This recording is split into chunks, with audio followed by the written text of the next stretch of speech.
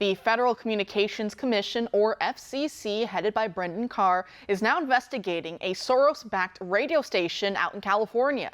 The agency's Enforcement Bureau has already sent a formal letter of inquiry to begin to determine whether or not the radio station violated the terms of its FCC license by acting against the public interest.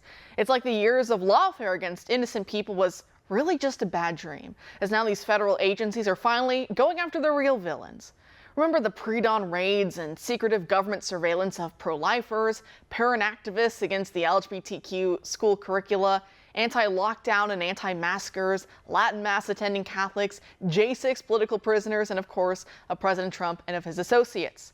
But finally, it's bad actors who have to be on defense instead of them being able to fund ways to silence their opponents, us, or even, as you'll hear about in just a moment with this case, nearly getting them killed. So case in point, the San Francisco-based KCBS 740 AM radio station, the one that reportedly gave out specific information regarding ICE agents operating in the area on January 26. Listen.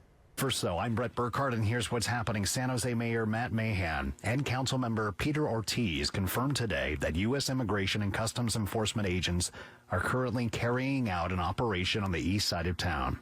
The Santa Clara County Rapid Response Network, which is a community defense projecting system for immigrant communities against deportation threats. It first reported the activity on its platforms.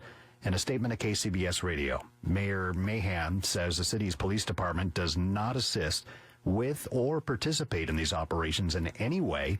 The county's response network says agents in San Jose were in unmarked vehicles, including a black Dodge Durango, a gray Nissan Maxima, and white Nissan truck. ICE agents were also reported outside a residence on South White and Tully Roads, and officers were reportedly at the target on King and Story Road. Stay with KCBS. We'll be tracking it for you. They could have gotten those agents killed as they were operating in an area known for violent gang activity.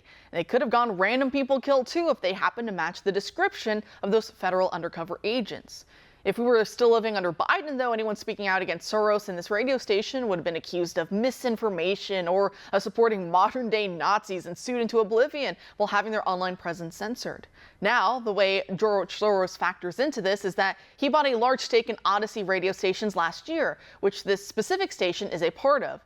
Odyssey is the second largest radio station network inside the U.S. with over 200 stations, right behind iHeartMedia.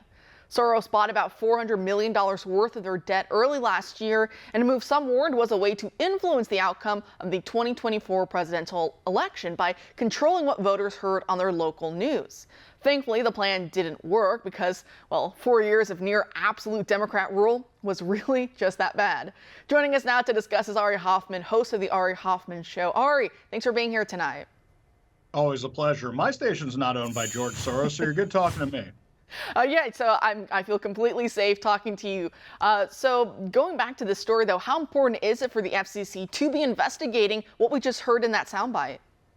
It's huge because this is something that's only going to happen more often. So I live in Seattle, Washington, and you see these kind of posts all the time from radical organizations that say, if you see ICE operating in your area, report them, and then we'll report it for you. And they're doxing these guys all over social media. Now, half the time they're wrong.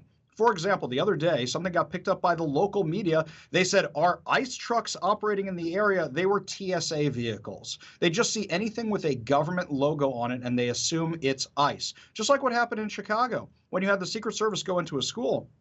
And the school there was convinced it was ICE, even though it had nothing to do with it. But that didn't stop J.B. Pritzker and every other Democrat politician in Chicago from freaking out, in Illinois from losing their minds. So this is something that's going to keep happening. If the FCC doesn't make an example of these guys right now, then other stations are going to start doing the same thing because these activist groups are going to keep doxing whoever they think is an ICE agent, right or wrong. And it's just so dangerous. And so, of course, you're in radio. You've been in radio for many years. Do you think what the station did by airing that piece was in violation of the FCC license they have? There's definitely questions about it. Plus, then there's also ethical questions where, did you know for a fact they were there, or were you just going off these left-wing websites? I see those all the time, and I never use them as news because they're not verified.